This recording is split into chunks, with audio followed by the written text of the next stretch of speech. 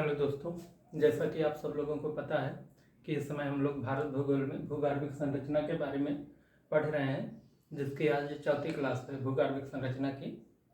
हम लोग इसके पहले 3 क्लास देख चुके हैं। कल हम लोग धारवाड़ क्रम के चट्टानों तक देख चुके हैं, तो आज हम लोग एक द्रविड़ियन क्रम के चट्टानों के बारे में देखेंगे। तो हम लोग इसको पढ़ते क्यों हैं, इन चट्टानों के बारे में? तो इसको इससे समझें कि किसी भी भौगोलिक संरचना और भौगोलिक क्षेत्र के लिए उसके भूगर्भिक संरचना को समझे बिना उसका ज्ञान अधूरा रहता है। तो हम लोग देखते हैं आज द्रविड़ियन क्रम के चट्टानों के बारे में।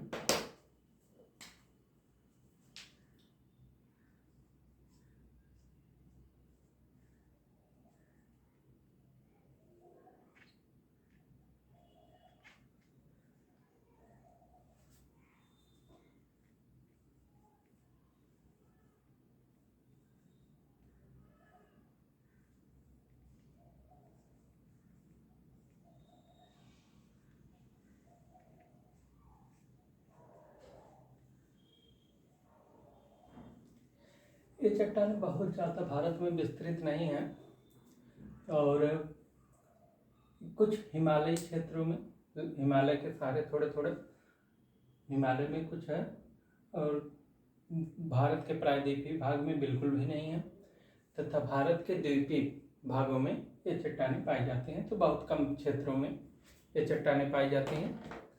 तो इसको हम लोग देखते हैं। ये लगभग 600 मिलियन वर्ष पूर्व से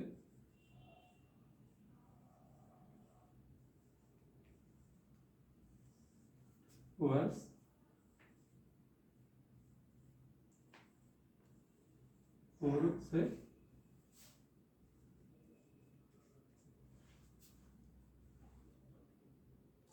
300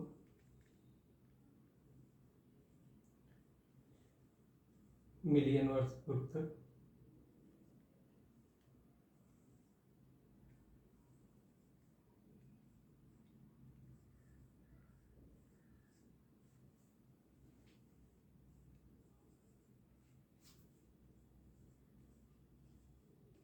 विस्तृत है।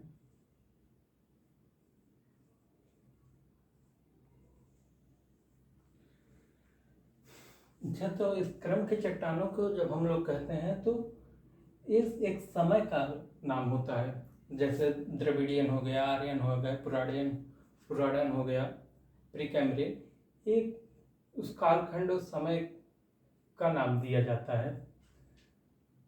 तो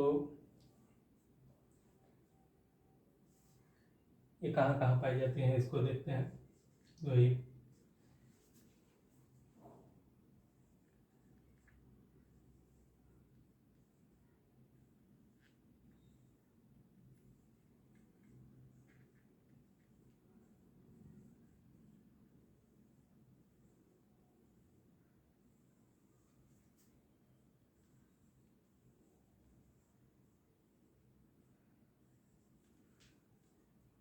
और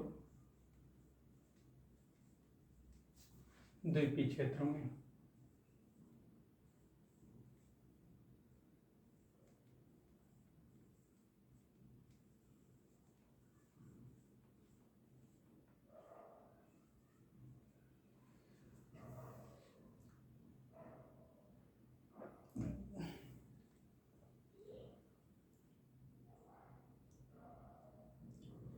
बहुत छोटे भाग में, मध्य में, लगभग विंध्यन क्रम के कुछ भागों में, विंध्यन क्रम के मध्य प्रदेश वाले भागों में पर्मियन काल की कुछ चट्टानें पाई जाती हैं, बहुत थोड़े भागों में। तो बहुत ज़्यादा इसको गिनती नहीं किया जाता है। इसका प्रायद्वीपीय में पूरी तरह से अभाव होता है।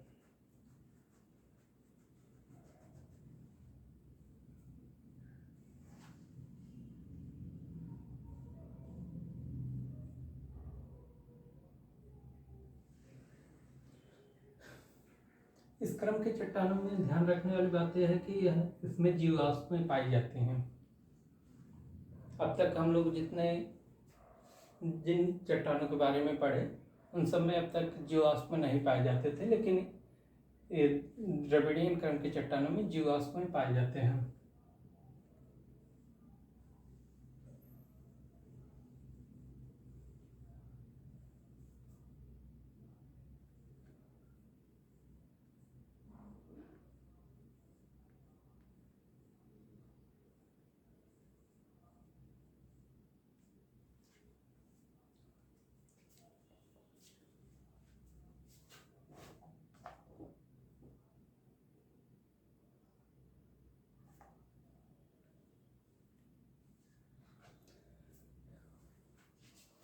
इन चट्टानों का सर्वाधिक विस्तार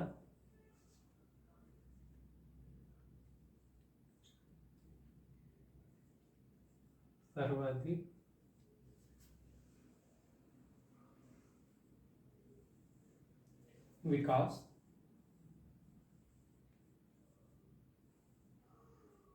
कहाँ पे हुआ? हिमाचल प्रदेश में, स्टीपी घाटी में।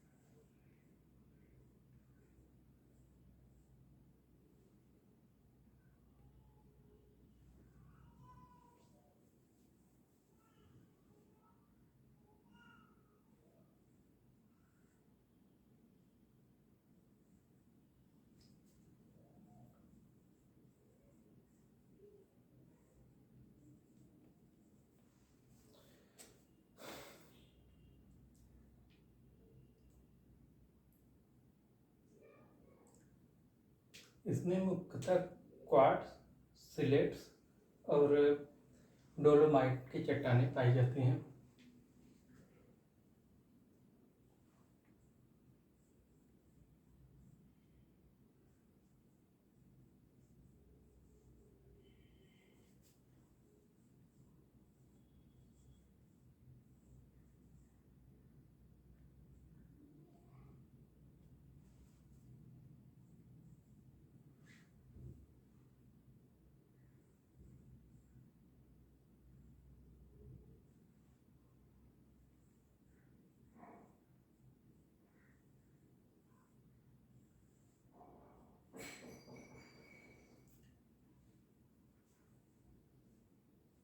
क्वार्टरजाइट और स्लेट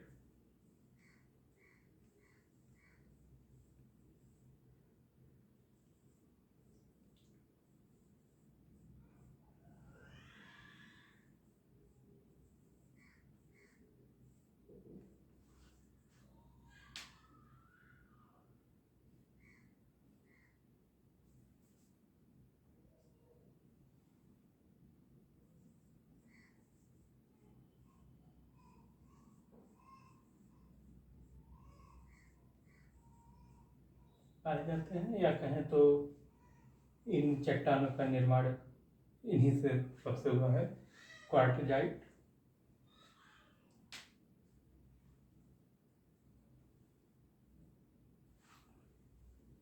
स्लेट, डोलोमाइट से।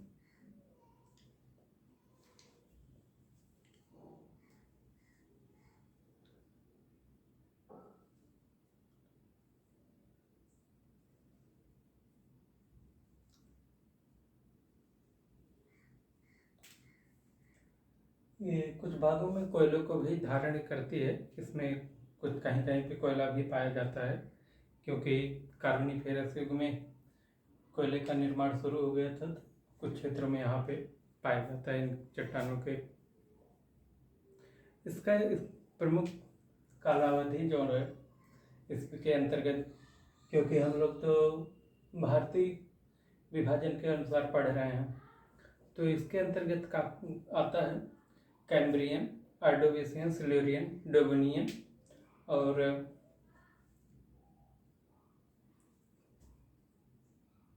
कार्बोनिफेरस,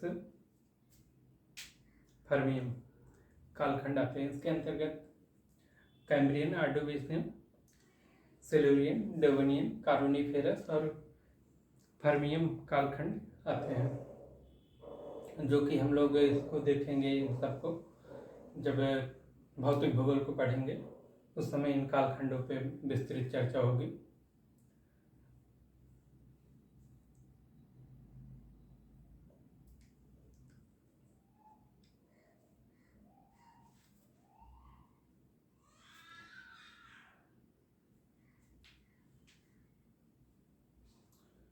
तो चलिए इसको मिटाते हैं, आगे का लिखते हैं फिर। और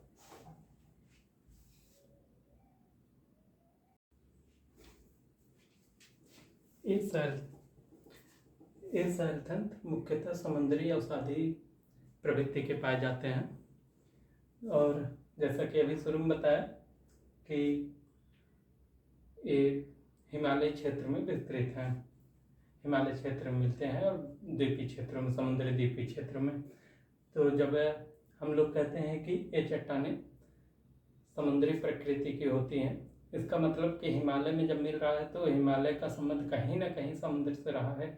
तो हम लोग जैसा कि जानते हैं, अभी प्लेट टेक्टोनिक में भी देखेंगे कि आज जहाँ पे इतना बड़ा हिमालय पर्वत है, वहाँ पे पहले कभी विशाल 33 सागर हुआ करता था। तो उन्हीं 33 सागर के अवसादों से हिमालय बना हुआ है। तो हिमालय में 33 सागर के अवसाद ही पाए जाते हैं, क्योंकि हिमालय एक वलित पर्वत है, तो दोनों तरफ से स्थलखंड के टकराने से हिमालय का निर्माण हुआ है। उसे फिर आगे समझेंगे ठीक तरीके से। तो इसलिए हम लोगों को यहाँ भी एक प्रमाण मिलता है कि जब हिमालय में इस तरह की चट्टानें पाई जाती हैं समुद्री प्रकृति की, तो मतलब वहाँ पे जो समुद्री अवसादों से ही बना हुआ है, यह कहा जा सकता है और ये प्रमाण के रूप में भी देखा जाता है।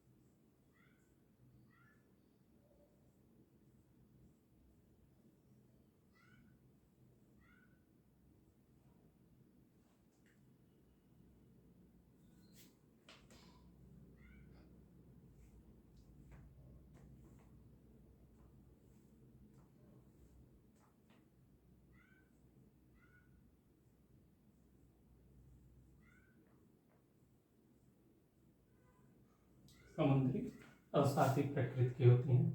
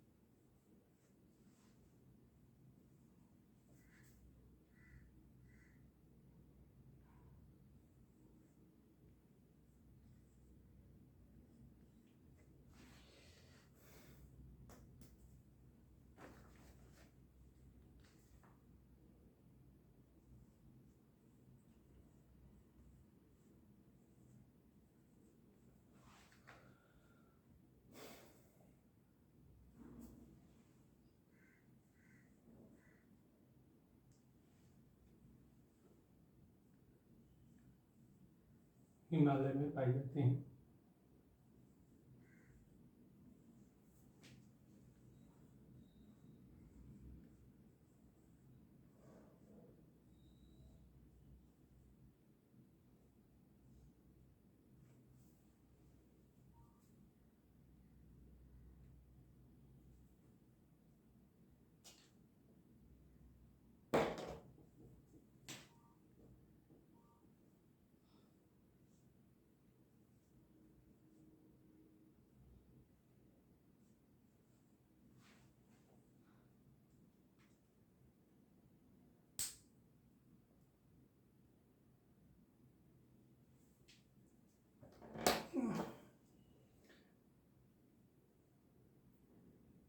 इसके कालखंडों के बारे में अभी हमने बताया, अगर आप लोग वैसे ही लिख ले तो अच्छा है, क्योंकि यहाँ मार्केट ठीक तरीके से चल नहीं रहा है। तो चित्र बना देते हैं लगभग कहाँ पे पाया जाता है। तो वैसे काफ़ी हिमालयी भाग में पाया जाता है, चित्र क्या ही बनाए। इसमें जो लिखा गया है यही देख, चित्र की बहुत ज़रूरत नहीं है इसमें।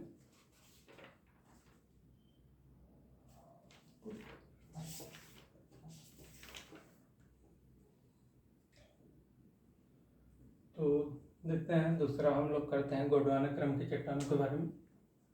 चलिए आगे।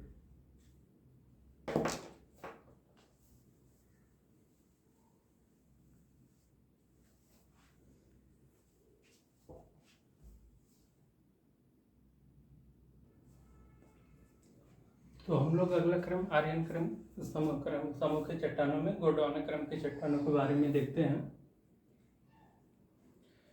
ये ऊपरी कार्बोनिफेरस से लेकर नीतुन तक, यानी अब तक इस आर्यन समूह को देखते हैं हम लोग। अभी भारतीय समूह के अनुसार जो चट्टानों के समूह को विभाजित किया गया है, इस आर्यन समूह को ऊपरी कार्बोनिफेरस युग से लेकर वर्तमान समय तक, नीतुन काल तक कहते हैं, अब तक यही चला आ रहा है।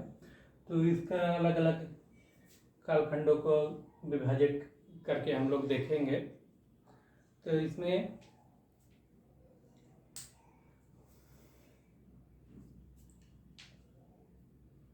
ये कोयले के निर्माण का काल कहा जाता है।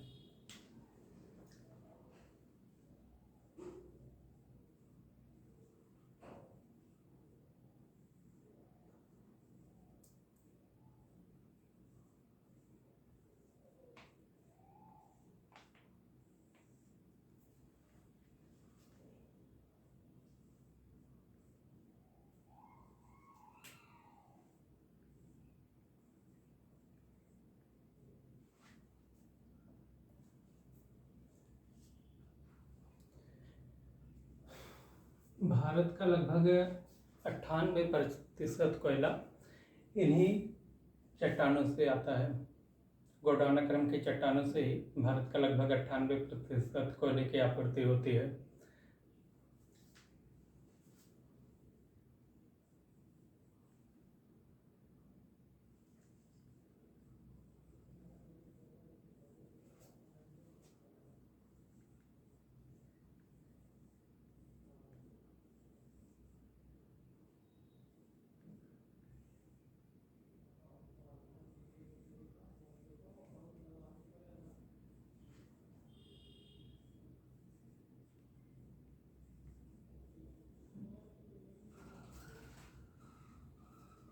इन्हीं चट्टानों में मिलते हैं।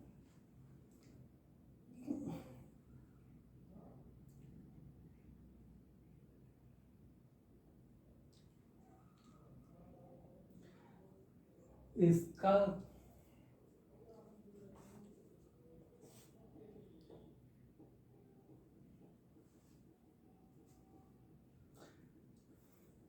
इन चट्टानों से एक चीज का और पता चलता है, जैसे कि हम लोग कहते हैं कि प्लेट टेक्टोनिक के कारण महाद्वीपों का अलग अलग दिशा में खसकाव हुआ है। सब एक ही थे, एक में ही जुड़े थे, टूट के एक ही पंजिया महाद्वीप से अलग हुआ है। तो इन चट्टानों से भी इसका प्रमाण मिलता है। कैसे कि भारत में, ऑस्ट्रेलिया में, दक्षिण अफ्रीका में, दक्षिणी अमेरिका में, मेडागास्कर पे तथा आर्कटिक में इस प्रकार की चट्टानें पाई जाती हैं। तो इससे यह भी पता चलता है, एक प्रमाण के रूप में इसे भी देखा जा सकता है कि महाद्वीप पहले एक ही थे, फिर धीरे धीरे अलग हुए हैं।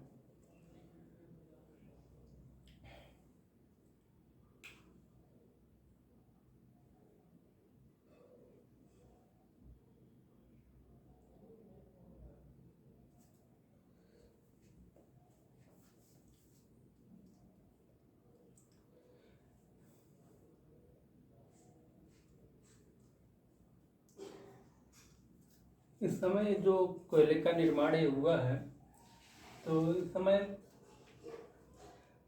पौधों और जानवरों को अवसादों के नीचे दब जाने से काफ़ी कालांतर, काफ़ी समय बाद कोयले का निर्माण होता है।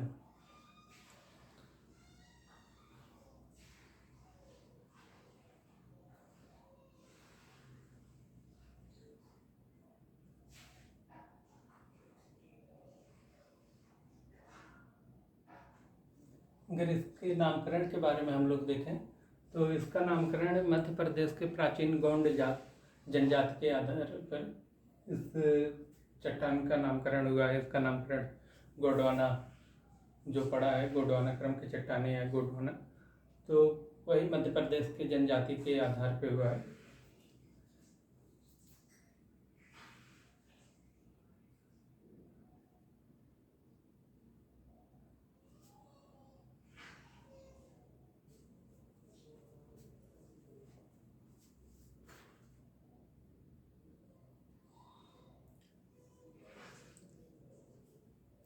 अच्छा, तो हम जो अभी बोले हैं केवल बोल ही दिए, लिखे नहीं है।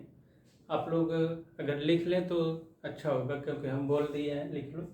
यहाँ पे चलने में थोड़ा दिक्कत हो आ रहा है इस पेज को, तो कोशिश करते हैं खैर हम लिखने की।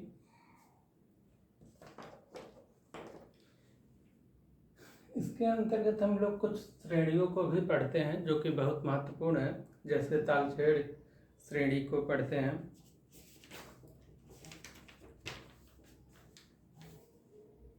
पंचेत श्रेणी को पढ़ते हैं, महादेव श्रेणी, महादेव क्रम को। अच्छा, महादेव श्रेणी किस पर्वत का भाग है? महादेव चोटी। तो आप लोग थोड़ा विचार करें तो ये सतपुड़ा पर्वत श्रेणी की प्रमुख चोटी है। दामुदा उपक्रम भी इसी के अंतर्गत आता है। दामुदा के अंतर्गत हम लोग रानीगंज, जो कि कोयला भंडार काफ़ी ज़्यादा है वहाँ पे पश्चिम बंगाल में, रानीगंज जिला इस श्रेणी के अंतर्गत आता है। और महल उपक्रम जो कि पूर्वोत्तर भारत में जाता है, ये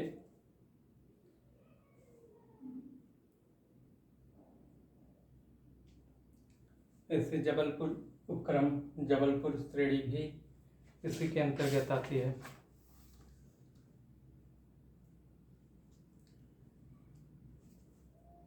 ये कुछ श्रेणियां हैं इसके, अगर आप लोग लिख लें तो अच्छा ही रहेगा।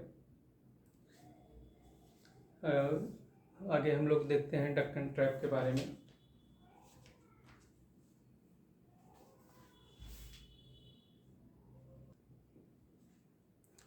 हम लोगों ने मैप पे गोंडवाना क्रम के चट्टानों को वितरण को नहीं देखा था, तो आप लोग देख लें कि गोंडवाना क्रम की चट्टानें भारत में कहाँ कहाँ किस लोकेशन पे पाई जाती हैं, इसको मैप के द्वारा देखना जरूरी होता है ज्योग्राफी में।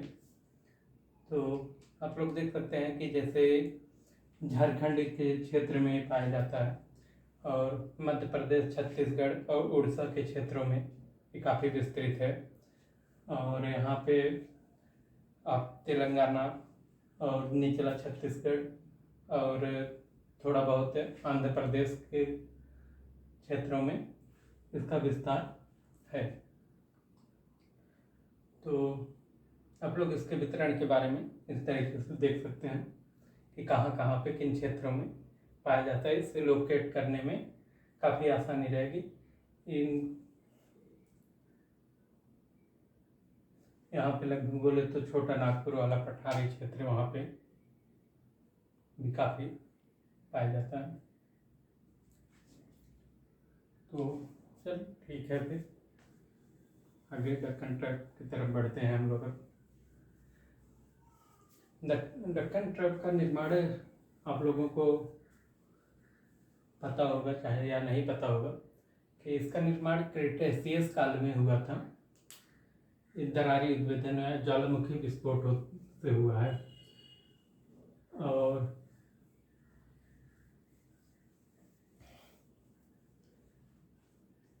इससे जो लावा मैग्मा निकलता है काफ़ी बड़े क्षेत्रों में फैल गया, क्योंकि वो काफ़ी धीरे धीरे निकल रहा था। विस्फोटक तो था शुरुआत में, लेकिन बाद में दरारों के माध्यम से ही काफ़ी लंबे समय तक इसका मैग्मा लावा निकलता रहा।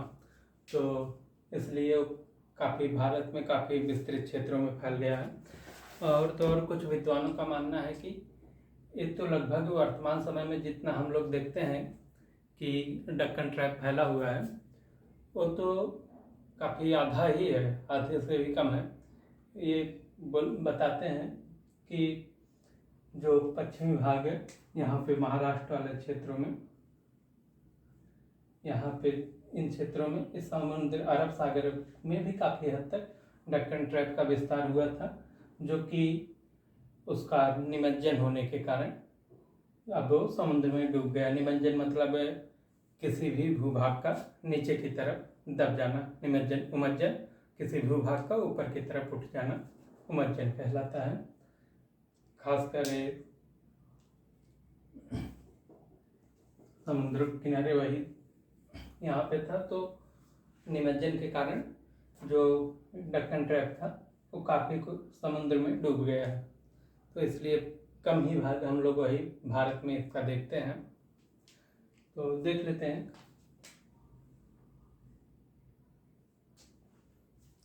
चल नहीं रहा है आज।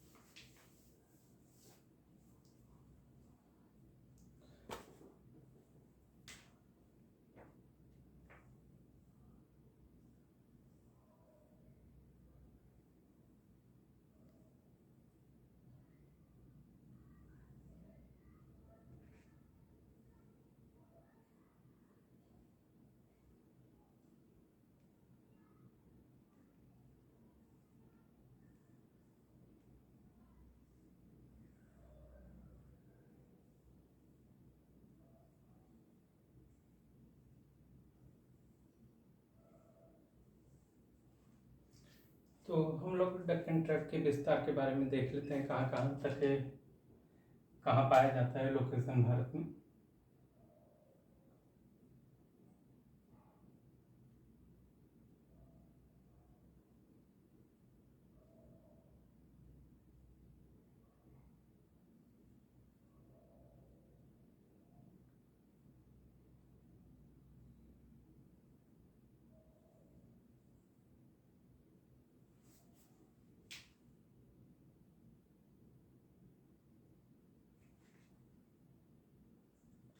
इन क्षेत्रों में जैसे कि आप लोग देख सकते हैं, पूरा महाराष्ट्र मध्य प्रदेश, पूरी तरह से महाराष्ट्र मध्य प्रदेश के कुछ भागों में काफ़ी ज़्यादा, आधे से अधिक गुजरात के भागों में, गुजरात में इधर छत्तीसगढ़ लगभग थोड़ा बहुत, छत्तीसगढ़ में भी बहुत थोड़ा ही, कम से कम ही कह सकते हो। छत्तीसगढ़ अगर निकाल दिया जाए तो गलत नहीं होगा, लेकिन तेलंगाना, कर्नाटका और आंध्र प्रदेश में पाया जाता है। आंध्र प्रदेश के ऊपरी भागों में उत्तर में पाया जाता है। कर्नाटक में भी उत्तर में ही पाया जाता है, काफ़ी थोड़ा विस्तृत है। और तेलंगाना में भी काफ़ी हद तक पाया जाता है। यहाँ ध्यान देना कि बहुत सारी किताबों में अभी भी तेलंगाना लिखा हुआ नहीं आ रहा है, क्योंकि सबका बेस वही होता है कि पुरानी किताबें काफ़ी पहले लिखी गई हुई हैं पुराने प्रोफेसरों द्वारा। तो उस समय तेलंगाना बना ही नहीं था, तो तेलंगाना नहीं लिखा जाता था, आंध्र प्रदेश लिखा जाता था। तो वर्तमान में तेलंगाना ऐड रहेगा। अब अगर किसी एग्जाम में अगर तेलंगाना विकल्प में आता है तो माना जाएगा तेलंगाना में भी डक्कन ट्रैप ये पाया जाता है। तो कच्छ के सौराष्ट्र, मालवा का पठार, आंध्र प्रदेश के उत्तरी भागों, कर्नाटक की इन्हीं क्षेत्रों में ये पाया जाता है। अच्छा, यहाँ पे एक महत्वपूर्ण चीज़ हम लोग देखें तो दक्कन ट्रैप को 3 भागों में विभाजित किया गया है। ऊपरी दक्कन ट्रैप, मध्यम दक्कन ट्रैप और निचला दक्कन ट्रैप। इन सब की मोटाई भी अलग अलग होती है। जैसे कि मिटा दे, देखें अगर चल जाए तो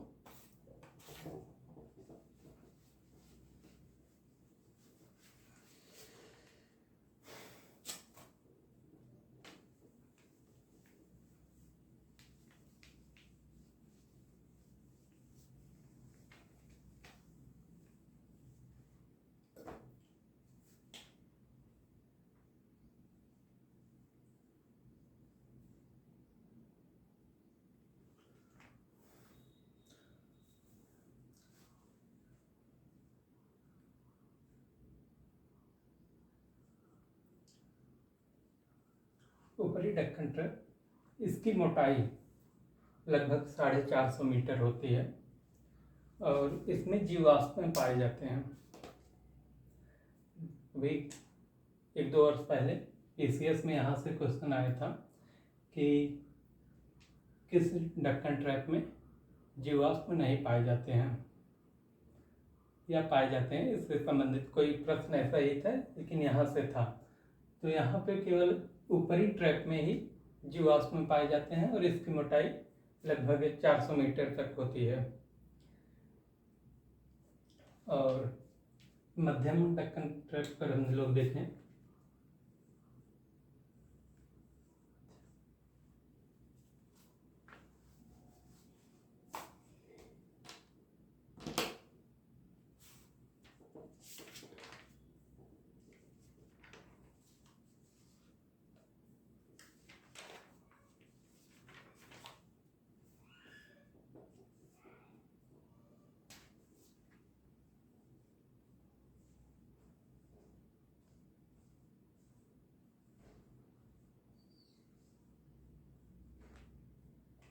इसकी मोटाई सबसे ज़्यादा होती है।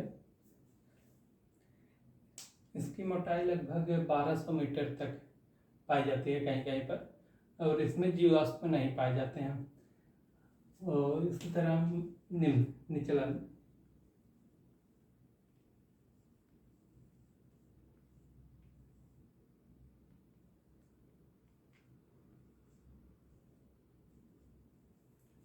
निचला दक्कन ट्रैप, इसकी मोटाई सबसे कम होती है, लगभग 150 मीटर तक, 150 मीटर तक होती है और इसमें भी जीवाश्म नहीं पाए जाते हैं।